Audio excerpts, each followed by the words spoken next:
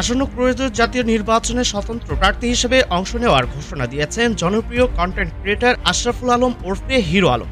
তাকে হত্যার হুমকি দেওয়া হচ্ছে বলে দাবি করেছেন তিনি নিজেই। সেই সঙ্গে নিজের নিরাপত্তা নিশ্চিত করতে প্রধান উপদেষ্টার কাছে আবেদন করতে যাচ্ছেন শীঘ্রই বলে জানিয়েছেন তিনি। মঙ্গলবার 23 ডিসেম্বর দুপুর 12:30টার দিকে সামাজিক যোগাযোগ মাধ্যম ফেসবুক পোস্টে এসব কথা জানান তিনি। হিরো আলম জানান, নির্বাচনে স্বতন্ত্র প্রার্থী হওয়ার সিদ্ধান্ত এবং বিষয়টি বিভিন্ন গণমাধ্যমে প্রকাশিত হওয়ার পর থেকে তাকে বিভিন্নভাবে ভয়ভীতি ও প্রাণনাশের হুমকি দেওয়া হচ্ছে।